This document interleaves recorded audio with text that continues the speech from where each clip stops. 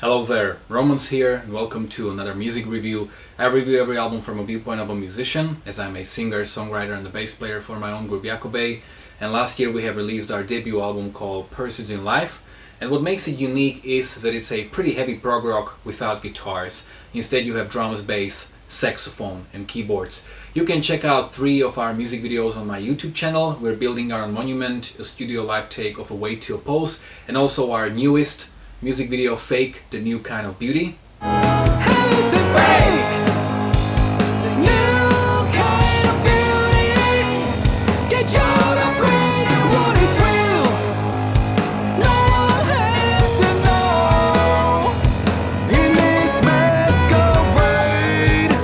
And in the description of all these music videos you'll find all the information about where is the record available. It's available on all digital platforms like Spotify, Tidal, Deezer, iTunes, Amazon, but also on Bandcamp.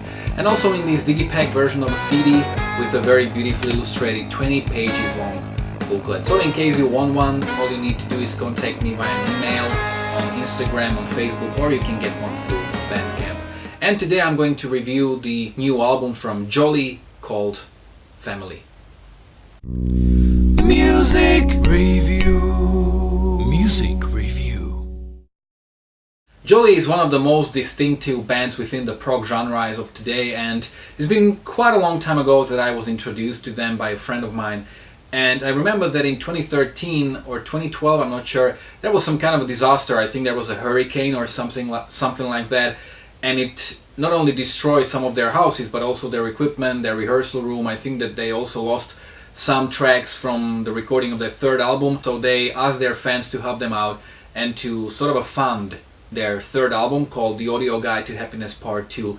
And all the fans and all the people who supported the band then got their second and third album, which are their most notable works as of today, The Audio Guide to Happiness Part 1 and 2. And I also supported them, and I got it, both CDs signed by the band, and I was very happy to help. The third album came out in 2013, and in 2015, towards the end of the year, they dropped the new single Ava. I really loved that track, and I was like, wow, I'm really looking forward to this new album from Jolly. And they already had a album cover, and it took them 4 years to actually release this record. It came out, I think, 3 weeks ago, and I kind of forgot about it.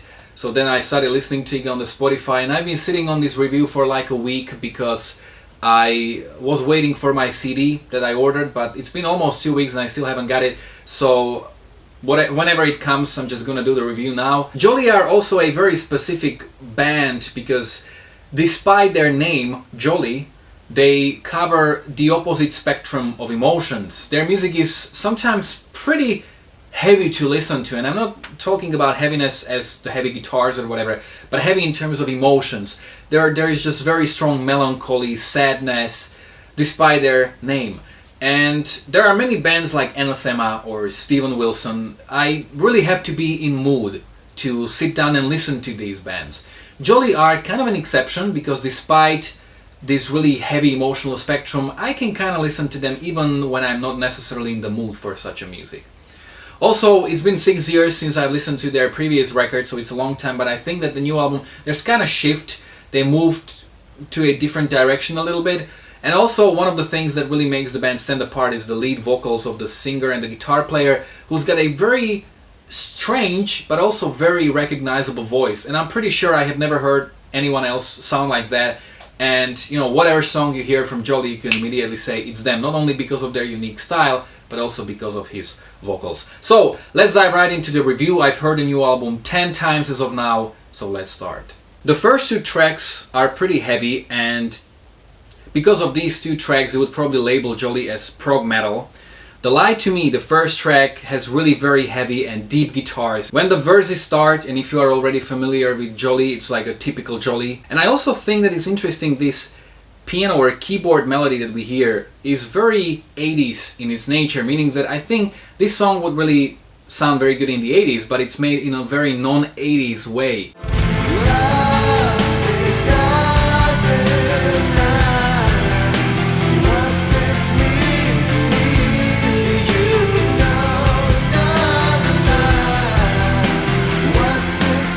There are also some heavier parts in the midsection.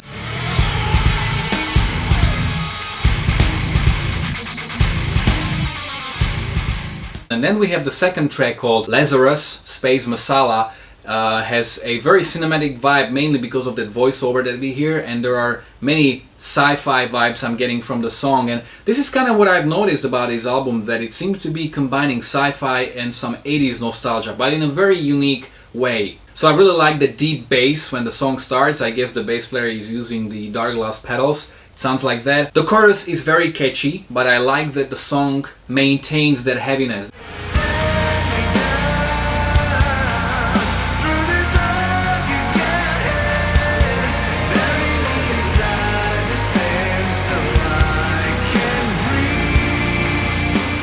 I also love the guitar sound on this track in particular. There's a great solo.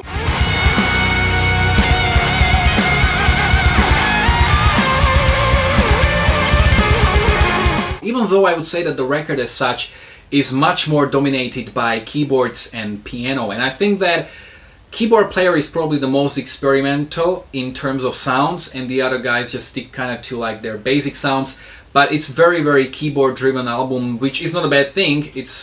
I would just personally like to hear those guitar solos more often on a record. There are also some heavier parts and heavier riffs that remind me of Leprous.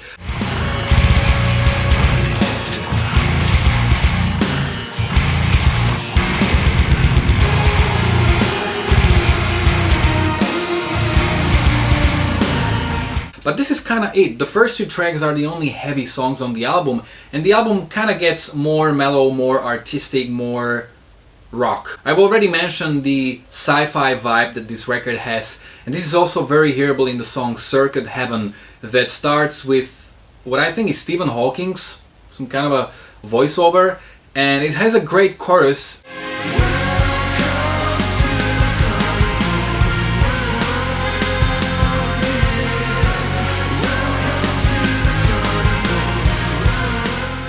But I do have to say that with this track in particular, I like the chorus a lot more than the rest of the track, which falls under the category of like avant-garde music, and I'm still getting used to that song in its entirety, but the chorus is really very good. The track Rain is slightly more mellow, it's more piano based, and I also think that in the chorus we hear the other members singing, which is very refreshing in my opinion. Then the fourth track, Ava, that was the first single released out of the album, and I love this song. In a perfect world, this song would have been a huge hit. It's, in a way, a traditional Jolly song, but it has a very dancey and poppy chorus.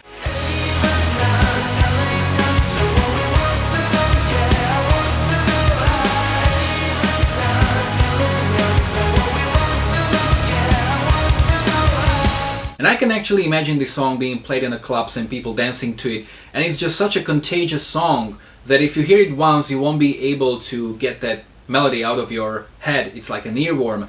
And when I was at the holiday, sort of like a honeymoon with my wife, she was always humming the melody of this song, so that's how strong it is. And I was always like, is that Jolly? And she was like, yes. I also like that we hear some electronic sounds, which I think wasn't that present in the previous works of Jolly. After that we get a short melancholic instrumental, Who Will Remember When You Forget, and then we get to the almost 11 minutes long song Let Go, which may seem like this big prog track of the album, because usually when you are listening to a prog band and you see a track that's really long, it's usually, having different parts, various time changes and so on, but not really this track. It's more mellow, more poppy, more groovy. There are some heavier parts, but generally it's much more melodic based track, and actually it seems like there is singing throughout most of the track, and it doesn't really feel like it's 11 minutes long.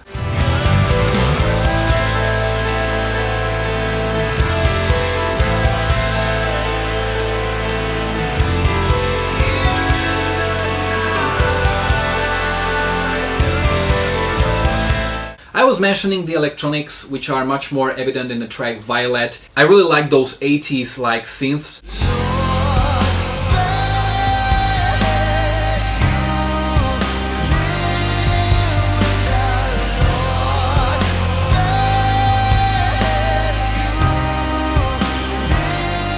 The final track of the album is called With Me, which is again much more mellow and much more synthy in a way. As I mentioned already, I really like the synth sounds, and especially that oh part is really very beautiful.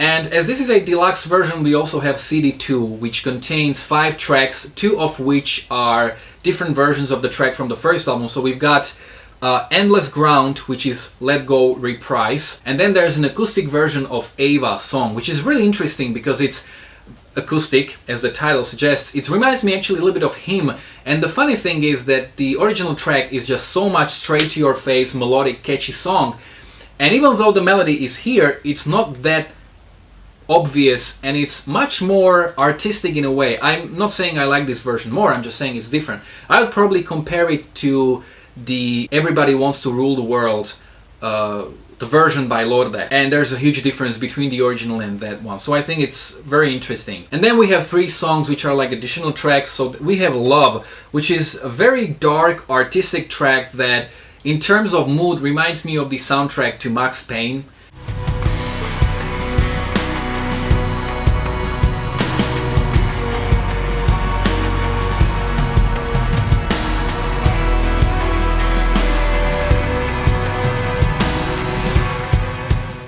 Then we have the track Masquerade, which is definitely the heaviest track on the album and much more in the vein of the first 2 tracks. It has a very strong mid-2000s kind of dark, depressive mood, and I really like that keyboard into those heavy guitars, and the riffs are just great on this track.